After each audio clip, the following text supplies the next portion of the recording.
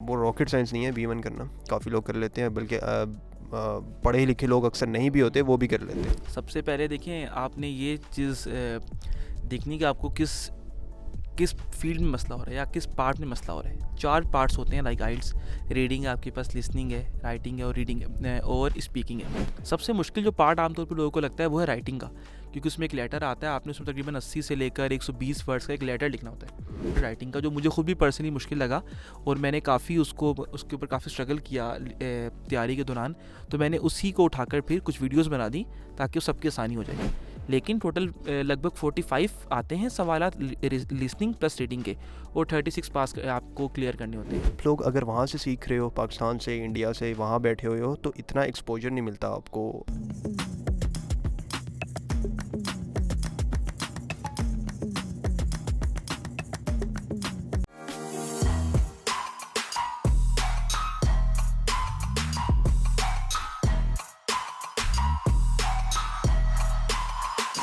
तो भाई अस्सलाम वालेकुम, welcome to another MR podcast. और ताहिर भाई, इतने बच्चे ना मुझसे सवाल करते हैं, बच्चे बड़े सब कहते हैं यार बे आइंस का ना हमसे टेस्ट क्लियर नहीं हो पा रहा, हमें बड़े मसले चल रहे हैं, बे आइंस बड़ा मुश्किल है।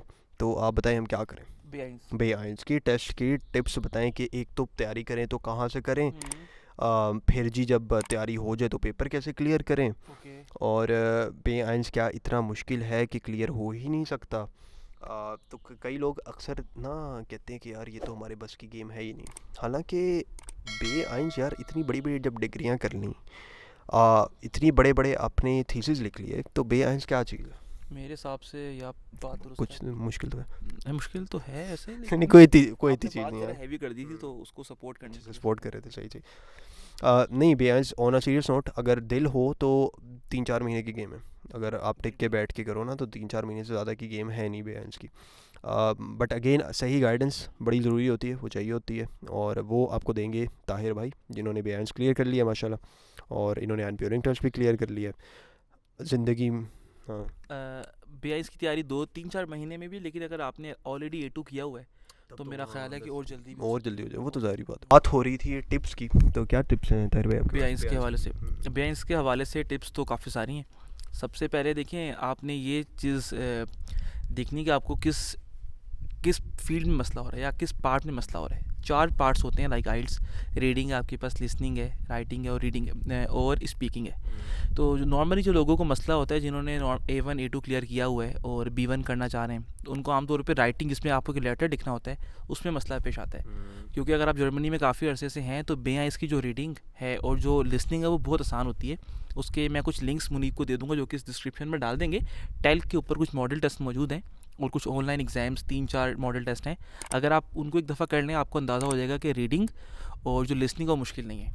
Same is the case with speaking भी अगर आप बेसिक जुमले, उसमें 2-3 फिक्स पार्ट्स हैं कि आपको अपना इंट्रो देना है फॉर दिस टेलुंग, और आपने एक टॉपिक के ऊपर डिस्कशन करनी है। उसमें भी कोई इतना ग्रामर का ख्याल नहीं रखा जाता, आपने बेसिक डिस्कशन करनी है। सबसे मुश्किल जो पार्ट आमतौर पर लोगों को लगता है वो है राइटिंग का, क्योंकि उसमें एक लेटर आता है, आपने उसमें तकरीबन 80 से लेकर 120 वर्ड्स का एक लेटर लिखना होता है। तो वहाँ थोड़ा प्रॉब्लम होता है। जिस तरह हमें आइल्स के केस में कहा जाता है, या हम लेटर जब नॉर्मली लिखते हैं कि आप एक स्टैंडर्ड याद कर लो और उसको फिर अपने क्वेश्चन के हिसाब से आप मोल्ड कर लो या मॉडिफाई कर लो, तो वो चीज़ बड़ी क्रिटिकल होती है। तो उसमें है कि तकरीबन 4 टाइप्स के ही लेटर होते हैं, और वो 4 फिक्स टाइप हैं, उन्हीं में से ही कोई एक लेटर एग्जाम में आता है। वो 4 टाइप्स हैं। तो वो टाइप्स मेरा जो अपना चैनल जिस तरह हम देख रहे हैं वैंस वीलॉग, उसके ऊपर मैंने बेआइंस का जो राइटिंग वाला पार्ट है, लेटर राइटिंग का, जो मुझे खुद भी पर्सनली मुश्किल लगा और मैंने काफ़ी उसके ऊपर काफ़ी स्ट्रगल किया तैयारी के दौरान, तो मैंने उसी को उठाकर फिर कुछ वीडियोज़ बना दी ताकि वो सबकी आसानी हो जाए। तो वो आप जो राइटिंग वाला पार्ट है वो आप इस तरह क्रैक कर सकते हैं। बाकी रीडिंग और लिसनिंग, उसमें वो 4 बहुत आसान पार्ट्स आते हैं। उसमें आपको कुछ अनाउंसमेंट सुनाई जाती हैं, और वो क्लियर 4 ऑप्शंस में से आपने कोई एक ऑप्शन सेलेक्ट करना होता है जो कि बहुत ही ऑब्वियस होता है कि यही ऑप्शन है। बाकी 3 उस डिस्कशन में होते ही नहीं है। तो लिसनिंग भी इतनी मुश्किल नहीं है, लेकिन लिसनिंग में आपने एक चीज़ का ध्यान रखना है कि लिसनिंग आपके अपने कंट्रोल में नहीं है। वो आपको ऑडियो सुनाएंगे, आपने वो सुन के उसको आंसर मार्क करना है शीट के ऊपर। आपने उस आंसर को मार्क कर लेने के बाद अगली ऑडियो पे कंसंट्रेट करना है, क्योंकि अगर आपको लगा कि ये गलत कर दिया तो आप पिछला छोड़ दें, क्योंकि अब वो ऑडियो दोबारा रिपीट नहीं होगी।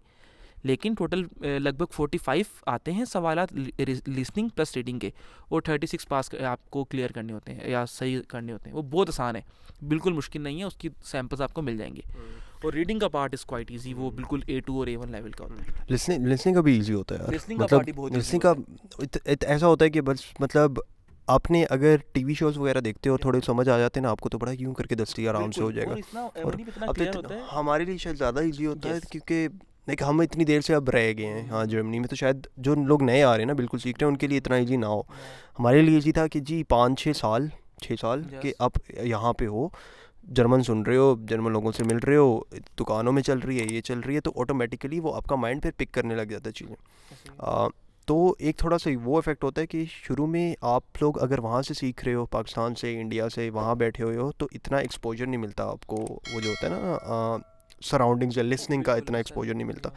तो फिर वो टिप्स हमने बड़ी अच्छी डिस्कस की थी कि एक जो रोहान वाली जो एक पॉडकास्ट था कि किस तरह आप ख़ुद से बैठ के घर पे B1 तक अपना टेस्ट पास कर सकते हो। वो बड़ी इंपॉर्टेंट वीडियो है, वो उसका लिंक भी डिस्क्रिप्शन में मैं कोशिश करूँगा मैं डाल दूँ, वरना वो आप लिखते हैं कि how to learn German for free till B1 Munib Rana लिखते हैं, आ जाएगा, मतलब यही सीन है। तो मेरा ख्याल है वो तो कुछ इंपॉर्टेंट चीज़ें, और कोई इतना ये वो रॉकेट साइंस नहीं है B1 करना, काफ़ी लोग कर लेते हैं, बल्कि पढ़े लिखे लोग अक्सर नहीं भी होते वो भी कर लेते हैं। तो आप तो फिर लाइक पढ़े लिखे हो सारा माशाल्लाह, इतना हो सकता है कुछ ना भी पढ़े लिखे हों, तो आपके लिए भी बड़ी हाँ मोटिवेशन है कि और आप जैसे लोगों ने किया हुआ है, और जो क्या कहते हैं जो दूसरे हैं जो पढ़े लिखे हैं उनके लिए तो यार इतनी किताबें पढ़ ली हैं, तो क्या करने में क्या जा रहा है, मतलब क्या क्या करें, कैसे समझाएंगे। ये है कि फिर उनको बोलेंगे अगर आप ये नहीं करेंगे तो ज़िंदगी में आगे नहीं जा पाएंगे। सीरियस कोई बात करें, हाँ ये आप करेंगे तो आप ज़िंदगी में आगे नहीं जा सके। नहीं, ये बात यहाँ नहीं करनी थी उनको, मतलब किसी और तरीके से, किसी और तरीके से क्या करूँ। नहीं, आप अभी कह रहे हैं अच्छा अभी हो गया बस, नहीं कर लो, करेंगे तो आप आपकी ज़िंदगी का फ़ायदा में आ जाएगी, ना करेंगे तो घंटा फ़र्क पड़ रहा है ताहिर भाई को, मुझे तो पड़ेगा यार। आप सब्सक्राइब दिस चैनल। चलें जी, ये हमारी आज की वीडियो थी, आई होप आपको पसंद आई होगी। आई है तो डू लाइक इट और सब्सक्राइब टू माई चैनल। बाकी इंशाल्लाह आपसे मिलते रहेंगे, तब तक के लिए दुआ में याद रखिएगा। अल्लाह हाफ़िज़। अल्लाह हाफ़िज़।